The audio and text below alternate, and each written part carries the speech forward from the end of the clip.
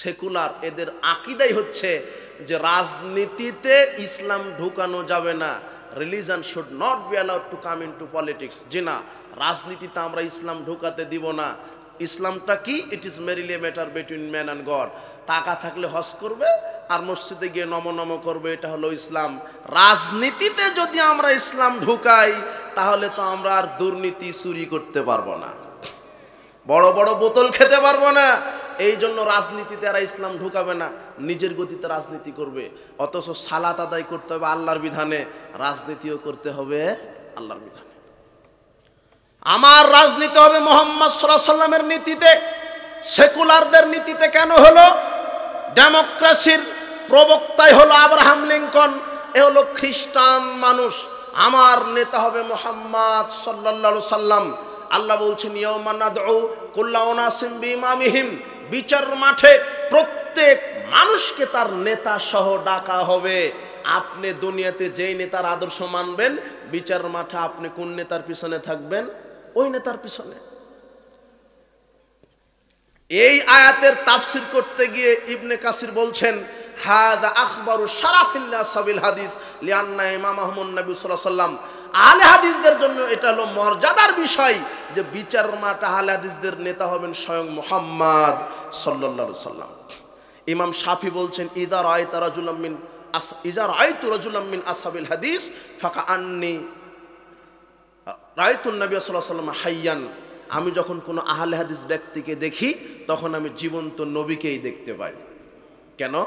তার চলা, তার ফিরা, তার খাওয়া, তার অর্থনীতি, তার রাজনীতি, তার সালাত, তার সিয়াম, তার হজ, তার যাকাত সব কার মতো? আহলে হাদিসদের রাজনীতি কাদের মতো? কার মতো? রাসূলের মতো। আহলে হাদিসদের সালাত কার মতো? আহলে হাদিসদের অর্থনীতি কার মতো? আহলে হাদিসরা সিয়াম রাখে কার মতো? আহলে হাদিসের আকীদা আমল পোষণ করে কার মতো? রাসূলের মতো। বিচার মাঠে আহলে হাদিসদের নেতা হবে কে? আর আপনার রাজনীতি কার মতো?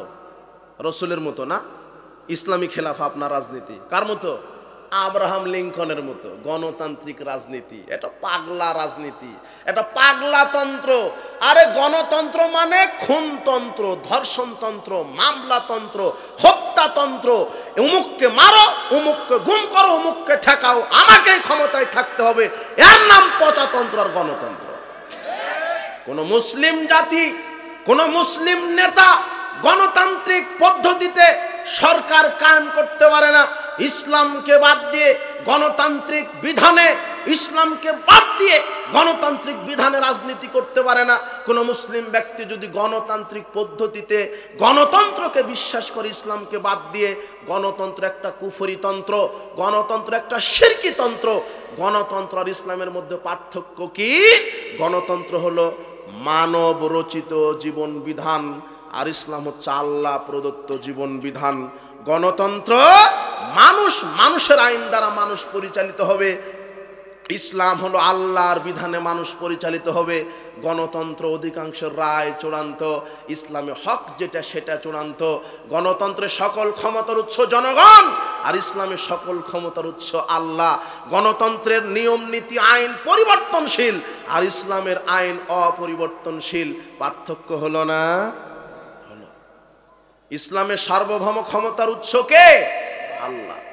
আর গণতন্ত্রের সার্বভৌম ক্ষমতার মালিক কে? জনগণ। একটা কুফরি তন্ত্র, একটা ধোঁকাতন্ত্র, একটা দুর্নীতিতন্ত্র। আশ্চর্য কথা, গণতান্ত্রিক পদ্ধতিতে এই দেশে যতদিন নেতা নির্বাচন হবে ততদিন যোগ্য লোককে পাবেন না, আপনি অমানুষদেরকে নেতা হিসেবে দেখতে পাবেন। এতদিন অমানুষেরাই চালিয়েছে। আশ্চর্য কথা, এই ইহুদি খ্রিস্টানের পচা মতবাদ, এই ইহুদি খ্রিস্টানের তৈরি করা মতবাদে আপনাকে রাজনীতি করতে হবে কেন? ইসলাম কি ভিক্ষুক? ইসলাম কি মানব রচিত বিধানের মোকাপেক্ষী? জি না। আল্লাহ বলছেন হুয়াল্লাযী আরসালা রাসূলাহু বিল হুদা ওয়া দীনিল হক লিইয়ুযহিরাহু আলাদ দীনি কুল্লিহি ওয়ালাউ কারিহাল মুশরিকুন। আল্লাহ হচ্ছেন তিনি যিনি তার নবী মুহাম্মদকে সত্য দিন সহ পৃথিবীতে প্রেরণ করেছেন। কেন? যাতে করে মানব রচিত সব বিধানকে কবর দিয়ে, মানব রচিত সব মতবাদকে কবর দিয়ে ইসলামকে বিজয় করতে পারে। সেই জায়গাতে আপনার হুজুর ইসলাম কায়েমের স্বপ্ন দেখছে ইহুদি খ্রিস্টানের মতবাদের গোলামি করে। এটা নিছক খেল তামাশা। কিয়ামত পর্যন্ত রসুলের নীতির বাইরে কোনো নীতি আসবে না, রসুলের আদর্শের বাইরে কোনো আদর্শ টিকবে না। রসুলের নীতি ব্যতীত, রসুলের আদর্শ ব্যতীত যদি মানুষ বস্তা পচা মানুষের নীতিতে, মানুষের মতবাদে, এই গণতান্ত্রিক পদ্ধতিতে যদি ইসলাম কায়েমের স্বপ্ন দেখে, কিয়ামত পর্যন্ত বাংলাদেশের মাটিতে গণতান্ত্রিকের উপরে নির্ভর করে, ডেমোক্রেসির উপরে নির্ভর করে বাংলাদেশে গণতান্ত্রিক পদ্ধতিতে ইসলাম ক্ষমতায় যেতে পারে না, পারে না, পারে না, ইনশাআল্লাহ পারবে না। গণতান্ত্রিক পদ্ধতিতে কখনো বাংলার জমিন ইসলাম কায়েম হবে না। গণতন্ত্র একটা হত্যাতন্ত্র, একটা খুনতন্ত্র, একটা অশান্তিতন্ত্র। গণতন্ত্রই হচ্ছে মানুষকে মারো, মানুষকে গুম করো, অমুককে ঠেকাও, আমাকে থাকতে হবে, আমার আইন চলবে, আমার দল ক্ষমতায় চলবে। জি না, বাংলাদেশের যুব সমাজকে বলছি, ছাত্র সমাজকে বলছি, তোমরা আস্ফালন দাও, আন্দোলন করো। আমরা দলের সরকার চাই না। এতদিন বাংলাদেশ স্বাধীনের পর থেকে এতদিন শুধু দলের সরকার হয়েছে, দলেরই গোলামি করা হয়েছে। এই সংকীর্ণ রাজনীতি, সংকীর্ণ সরকার চায় না। বাংলার মানুষ আগামীতে জনগণের সরকার চায়। অমুক দল যদি ক্ষমতায় যায় আর সব দল পরাধীন, থানাতে কেস নিয়ে যাবেন, ওই শয়তান আগেই বলবে কোন দল করো। এই গণতন্ত্র একটা কুফরি তন্ত্র।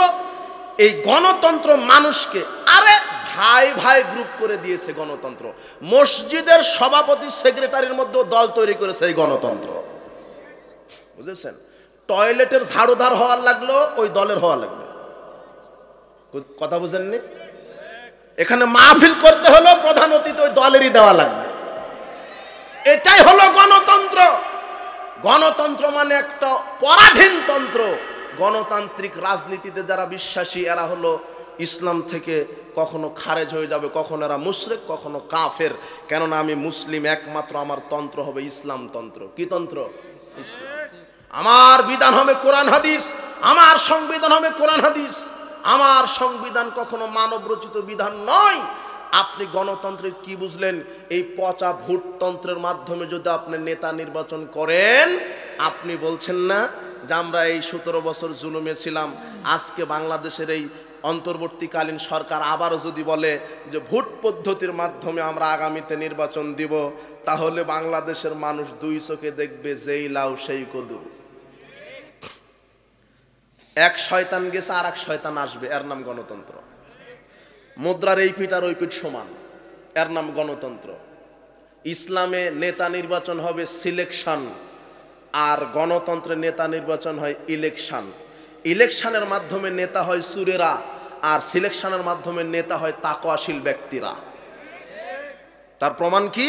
তার প্রমাণ আমি বহু বক্তব্যে বলেছি যে এই যে খুঁটিটা হলো মাদানী সাহেব এমপিতে দাঁড়িয়েছে, এমপি পদপ্রার্থী মাদানী, আর এই মুচিটা হলো এও এমপি পদপ্রার্থী, হলো মুচি। এ হলো মাদানী, এ হলো মুচি। এখন এই পচা আব্রাহাম লিঙ্কনের গণতান্ত্রিক ভোট পদ্ধতিতে নেতা নির্বাচন হচ্ছে। আপনার মাদানী সাহেব ভোট পেয়েছে আপনার 60 জন, 100 জন ভাইস চ্যান্সেলরের ভোট পেয়েছে মাদানী সাহেব 100 জন। 100 জন ভাইস চ্যান্সেলর মাদানী সাহেবকে ভোট দিয়েছে যারা জ্ঞানী গুণী শিক্ষিত মানুষ।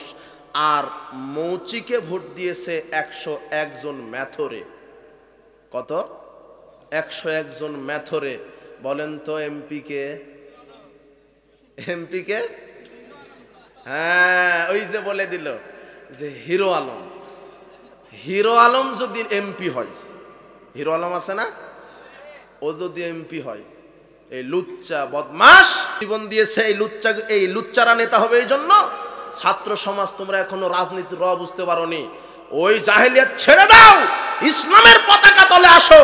ইনশাআল্লাহ ইসলামের আঘাতে, তাওহীদের আঘাতে বাতিল ধ্বংস হয়ে যাবে ইনশাআল্লাহ। যতদিন এই কুফরি রাজনীতিতে বিশ্বাসী করবে, ওই খাতে তোমাদেরকেও পড়ে মরতে হবে। এই রাজনীতি, পচা গণতান্ত্রিক রাজনীতি কেউ কাউকে ছাড় দেয় না। আরে তোমার নেতা চিকিৎসা করতে যাবে, ভিসা পায় না, অথচ তোমার নেতা সাবেক মন্ত্রী ছিল, এর নাম গণতন্ত্র। কথা বুঝেননি? কি করলেন আপনি? 20 বছরে 10 বছর রাজনীতি করে প্রধানমন্ত্রী হয়ে আপনি দেশের কি করলেন? আপনি সিঙ্গাপুর যেতে পারেন না চিকিৎসার জন্য। ঠিক আপনার প্রধানমন্ত্রিত্বের, ঠিক আপনার রাজনীতির, ঠিক আপনার নেতৃত্বের। যেই নেতৃত্ব, যেই পাওয়ার থাকার পরেও, সাবেক মন্ত্রী হওয়ার পরেও আপনি চিকিৎসার জন্য বাইরে যেতে পারেন না, এই তন্ত্র একটা ধোঁকা তন্ত্র ছাড়ার কি হতে পারে? কি হতে পারে? আর এক একটা নেতার 500টা, 1000টা, 800টা করে মামলা। এর নাম হচ্ছে গণতন্ত্র। গণতন্ত্র এটা ফজিলত, এগুলি গণতন্ত্রের ফজিলত। এগুলি গণতন্ত্রের ফজিলত আছে ভাই, হাসছেন? গণতন্ত্রের ফজিলত কি? অমুককে মার, অমুককে কেন? এই যে এখন যে উপদেষ্টাগুলি আছে, এরা ভোটের মাধ্যমে আসছে, সিলেকশনের মাধ্যমে আসেনি। এইভাবে 100 বছর চালাক। আরে ইসলাম তো নেতার পরিবর্তন চায় না, ইসলাম নীতির পরিবর্তন চায়। তুমি থাকো নেতা। বাংলাদেশের মানুষ অধিকাংশ মুসলিম অধ্যুষিত দেশ, 95% মুসলিম। এদেশের মানুষ শান্তি চায়, এদেশের মানুষ ইসলাম চায়, এদেশের মানুষ সংবিধান হিসাবে কোরআন হাদিস চাই। আমাদের কোনো আপত্তি নাই আপনিই ক্ষমতায় থাকেন। আমাদের আপত্তি একটাই, আমরা সংবিধান দেখতে চাই, কোরআন আর হাদিস, আর বাংলাদেশের নেতা দেখতে চাই বাংলাদেশের আলেম ওলামা। শেষ। আমরা নেতৃত্ব চাই, আলেম ওলামার নেতৃত্ব, সংবিধান চাই, কোরআন আর হাদিস। আমি নেতার পরিবর্তন চাই না, আমি নীতির পরিবর্তন চাই।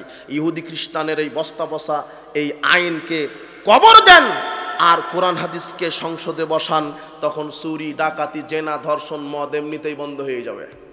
এখন খেলতামাশা হচ্ছে, পুলিশ পাহারা দিচ্ছে, বিজিবি পাহারা দিচ্ছে, বিজিবি গাঁজার ব্যবসা করে। এখন